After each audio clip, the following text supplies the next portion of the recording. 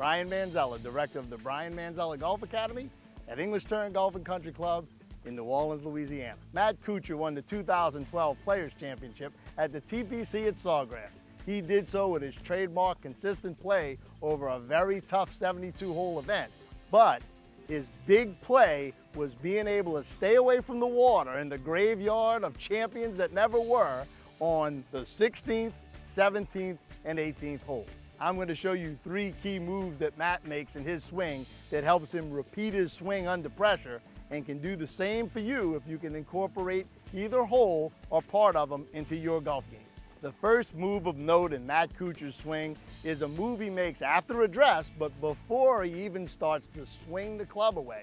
And that is, instead of taking the club from address on the ground straight into the takeaway, Matt lifts the club very slightly off the ground, barely, maybe an inch or two, about as much as you would for a greenside or fairway bunker shot, and then holds it there for a count or maybe a half a count, and then smoothly goes into his takeaway and the rest of his backswing. Now you might say, Brian, why would Matt do such a thing? Well, I'm going to show you something you maybe never considered about the transition from address into your takeaway that Matt more or less is able to overcome with this little move he makes. So when you're set up to the ball, these 2 arms, they weigh something, and so does this club.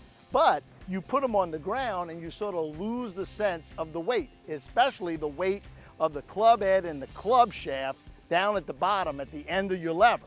Well, if you hold the club in the air, you can sort of sense, at least in your wrist, what you have to do to keep from sort of flopping down and losing this angle between your left arm and the club.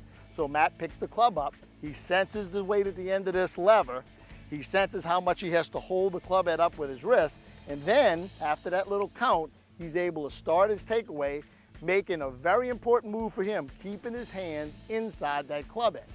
If he had the club on the ground, there would be the chance, just like lots of amateur golfers out there, who with the club on the ground kind of lose the sense of the weight and lose the sense of how much they have to have some wrist cock here and not let it dump early and get the club to get really inside his hands right away, which would be a death move for Matt, and it's a death move for many regular golfers as well. Hold that club off the ground for a half a count, at least in some practice shots, and I think you'll be very surprised at how smoothly you're able to take the club away and how it improves both your ball striking and your backswing. Let me show you Matt's key move on the backswing and how only at the very end of his backswing does he do something to make it look as flat as it winds up looking. Okay, once he's set up to the ball and hovered the club off the ground right away from the ball and then made his takeaway, he makes sure he both keeps his hands inside the club head, keeping his left arm and club unit from flopping too open too soon and keeping his shoulders from getting too flat. He's already got enough flat elements in his backswing. But his key move to me is how deep and how much turn he makes early, so that because he's a tall guy and his hands are going up on an angle, they get about as high off the ground as somebody 5'8" like me would get making a more orthodox backswing. What most players on the PGA Tour do once their hands have gotten as deep as they're going to go is they allow their hands to start going back toward the target line, putting them in a more classic Sam Snead look at the top of the swing. All Matt does is after he's gone as deep as he can go, he flops the club over and has his right arm under it in sort of a pizza tray holding position. I think this position that Matt gets into at the top of the backswing with his right arm under and his left arm a little flat is perfect for him. He's a really talented athlete, plays a lot of tennis, and from this position, he can come over his backswing a little bit. A move that all of us know really feels strong and works really good to hit the ball far, but doesn't really make it go straight. But in Matt's case, he's deep enough and flat enough that he can come over it a little bit, setting him up for a really classic downswing. After Matt's made his trademark flat left arm top of the backswing move and come over that ever so slightly to start his downswing, he gets into a halfway down location that's as classic as a Frank Sinatra tune and probably one of the most important things you can try to copy for your own golf swing.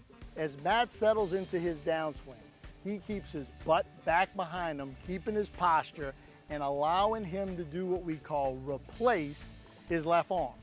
Here I am at address. I got one of my alignment sticks right here just outside my left arm. What so many amateurs do after they've made a backswing is their left arm winds up a lot further outside in a downswing than it was at address, making them have to uncock their wrists and get into some ungodly positions just to make contact with the ball. But Matt keeps his butt back and is able to replace his left arm, letting him get into this key move position where his right forearm and the shaft are on about the same plane, or almost exactly the same plane, and pointing to the target line. If you look at Sam Snead and Ben Hogan and Byron Nelson and Gary Player and Gene Littler, and well, the list is pretty long, they're all in this position halfway down where the club shaft looks like it's cutting through the right arm. So here's how you do it. Use an alignment stick like I was using here, straight up and down with it just on the outside of your hands at address. Go ahead and make your backswing, and as you settle into your downswing, make sure you do two things. Make sure you keep your butt back, and make sure you don't start overcommitting your hips. Keep this right hip back as long as you can. You need room to be able to replace this left arm back on the inside of this stick like it was at address. That's gonna allow you, if you have some lag, to let the club appear to cut right through the middle of your forearm as you look at yourself in the mirror the way the lens of the camera is looking at me. So here we are at the top, butt back, not overcommitting our hips, and make sure that the forearm is getting cut in half by this club shaft, and both of them are pointing to the target line.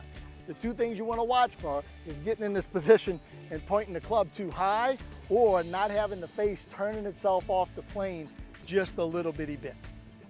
If you can incorporate some of these key moves into your swing, you might win your biggest title this year, just like Matt Kuchar did when he won the Players' Championship.